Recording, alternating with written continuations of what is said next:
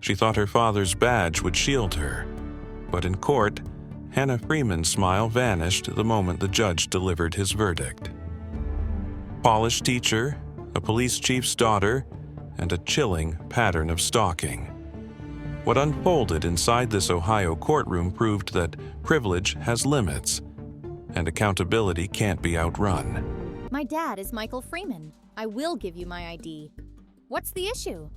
And here's where the story starts to bend. On paper, Hannah Freeman looked untouchable. Just 27 years old, a fourth-grade teacher with a master's degree, and the kind of resume that screams safe, stable, and respectable. Parents trusted her. Kids adored her. To the outside world, she was the kind of professional you'd never second-guess. But peel back that shiny layer, and you find a different story. Hannah wasn't just a teacher, she was the daughter of North Ridgeville's police chief, Michael Freeman. And that detail, that was her trump card, the line she played as if it were a golden ticket. In 2022, she'd already been arrested once for disorderly conduct. Neighbors had complained about noise, and when officers finally confronted her, she didn't argue or apologize. She pulled rank, her father's rank. My dad is Michael Freeman. I won't get in trouble. That was her response. That was her mindset. It wasn't just a slip of arrogance.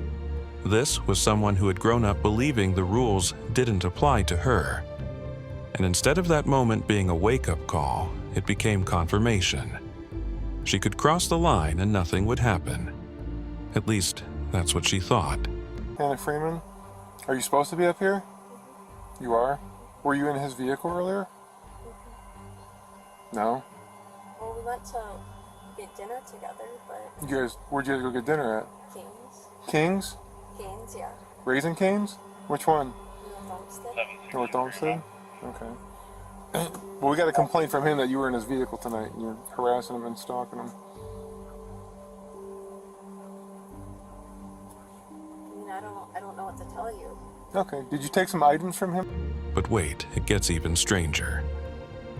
In early 2024, Hannah met David, a middle school teacher in Westlake, Ohio. On the surface, it looked like a perfect match. Two professionals, both working with kids, both with good reputations. To their colleagues, it looked normal, promising. But by April, things had unraveled. David pulled the plug.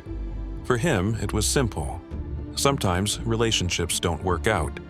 You end things and you move on. Clean break, no drama. For Hannah, though, over didn't mean over. It meant something else entirely. And from that moment on, her obsession would turn their breakup into a nightmare, dragging them both into a story that would end with handcuffs and a courtroom meltdown no one saw coming. Down. Just do me a favor, turn around, put your hands behind your back. You don't got anything on you, it's gonna stick, poke, anything like that. Hannah didn't just show up once or twice. Police GPS records later revealed she had visited David's workplace 33 times on 19 different days over a single month. Sometimes multiple visits in one day. Imagine being a teacher, trying to focus on your own students, and knowing someone is lurking, watching, and counting your every move. It wasn't just at work either. She followed him home, night after night, turning ordinary evenings into anxiety-filled marathons of fear. David described the feeling as constant, like he couldn't breathe without being observed. And here's an angle that often gets overlooked. David didn't call the cops immediately. There's a stigma for male victims, especially with female perpetrators. A man calling the police about a woman stalking him can feel absurd, or worse, like he'll be laughed at. That hesitation allowed Hannah's behavior to spiral unchecked for weeks. What would you have done here? Knowing someone was tracking you daily, following you home? I can't even imagine the weight on his shoulders. Did you invite her here? No. Are you sure? Yeah, she Are you sure you didn't invite her here? Yes, I never invited her to anything. She said that you invited her here. Yeah, I know. She probably would have. She actually yesterday followed me to my apartment, stole stuff out of my car. Yeah. Medications that I need, my car keys, which I was finally able to get back from her, a laptop, and my wallet. And she has run up a bunch of charges on one. Just when it seemed like harassment alone was bad enough, things took a calculated, darker turn. On November 6th, 2024, David thought he had finally closed the door on the nightmare. He was wrong. Hannah showed up at his apartment, and there was another woman there. Something inside her snapped. Instead of walking away, she escalated. She broke into his unlocked car, taking laptops, his wallet, car keys, and prescription medications, items he relied on every day. This wasn't a crime of passion. It was a planned act designed to force contact, to assert control, and to manipulate.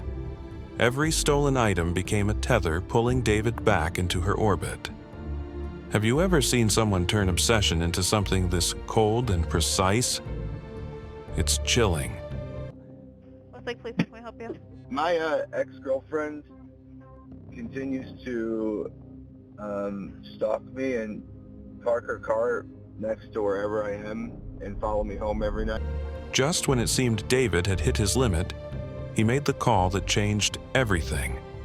On November 7th, 2024, after nearly a month of relentless stalking, he dialed 911.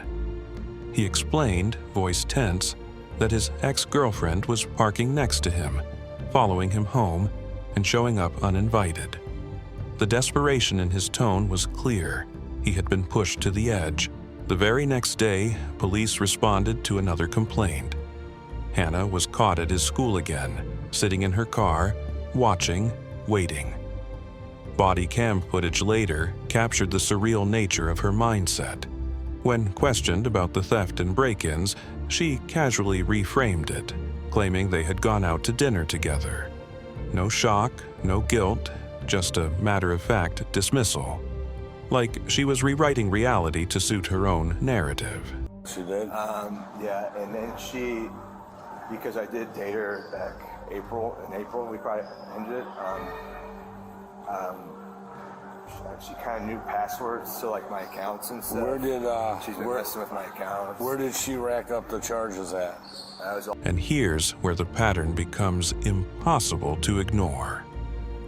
David told the police about more than just stalking and theft. Hannah had accessed his personal accounts, racked up charges on Amazon, and tampered with passwords. Every step was methodical. Stalking, theft, financial manipulation. A chain of control designed to keep him tethered to her, even from a distance. This wasn't random or impulsive. Every action was calculated, a clear escalation from obsession to criminal dominance. Hannah Freeman walked into the courtroom facing 5 serious felonies: stalking, burglary, 2 counts of aggravated theft, identity fraud, and drug theft. These weren't minor accusations. Each carried real potential prison time. But somehow, by June 2025, those felonies were negotiated down to 3 misdemeanors: disorderly conduct, obstructing official business, and possessing criminal tools. How did this happen? It wasn't magic. It was a mix of privilege, gender stereotypes, and skilled legal maneuvering. Her father's position, her professional standing as a teacher, and the tendency for courts to treat female offenders as in need of help all played a role. The case became a masterclass in how legal strategy can bend perception, but the facts were clear, the stalking was systematic, and the reduction left many shaking their heads. At the incident, I definitely acted out of emotion, and I regret that decision that I made that night, and I will take steps necessary to move on from this incident, and you will not see me back here again. But the real theater started the day of sentencing. Hannah delivered a carefully scripted statement, reading from notes claiming she regretted that night and would move on. Months of harassment were condensed into a single evening mistake.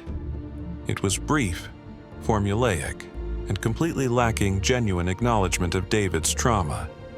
I'm going to place you on 18 months of community control. You'll be ordered to have no contact with Mr. McKenzie, the victim.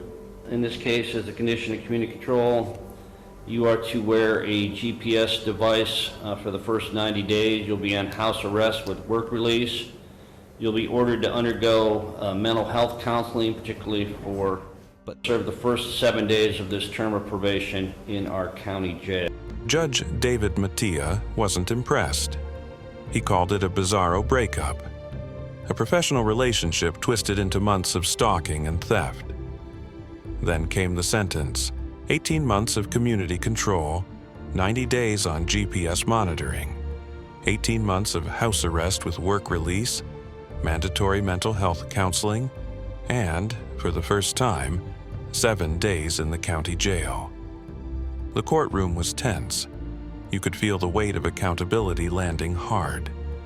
It was a sentence designed to balance justice, rehabilitation, and oversight, but also a moment to show Hannah that her connections wouldn't shield her forever. We're done.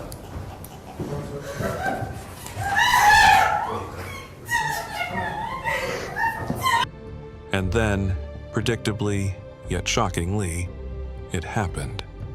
Hannah shrieks and cries as the jail sentence is announced. The sound isn't just a reaction to confinement. It's the raw realization that privilege finally ran out. Her attorney scrambles to withdraw the plea, but the judge refuses, laying bare their failure to prepare and discuss sentencing in advance. The courtroom wasn't just witnessing punishment. It was witnessing someone who genuinely believed the rules didn't apply to them finally facing the consequences. The meltdown wasn't theatrical. It was a collision of entitlement and reality, loud, raw, and unforgettable. You did? When? When I asked you to take her off GPS back in April. Okay, and I did. Yes. But that wasn't about sentencing, was it? I just asked you, did you make any effort to talk to me about what sentence I would impose after you negotiated a plea deal with the state of Ohio? No, we did have an agreed sentence with the state. Would ask the court to go along with that agreed sentence as it's a plea. Didn't ask me, sorry. A plea is not knowingly voluntary. Your bad practice is not my... Hannah Freeman's teaching career is permanently over. The polished professional image she once relied on is gone, stripped away by her own actions. Her attorney didn't escape unscathed either. Professional embarrassment followed, with critics calling out failures to properly prepare for sentencing and negotiate realistically. For David, the story ends differently. He now has legal protection: a no-contact order, GPS monitoring, and the reassurance that the court has acknowledged the pattern of harassment he endured. What's chilling and important about this story goes beyond crime. Male victims, especially when the perpetrator is female, often hesitate to report harassment. They worry about being mocked, doubted, or dismissed. David's delayed 911 call highlights that reality. Psychologically, she fits the entitled stalker mindset, reframing criminal behavior as helping or caring, turning theft and harassment into acts of perceived love. The broader lesson: early recognition and strict intervention are critical. When obsession crosses into systematic harassment, waiting or minimizing only allows escalation. Hannah Freeman entered court smiling, confident her connections would shield her. She left in handcuffs, sobbing as reality shattered that illusion. Her story shows that privilege may delay justice, but it can't erase accountability. So, what's your take?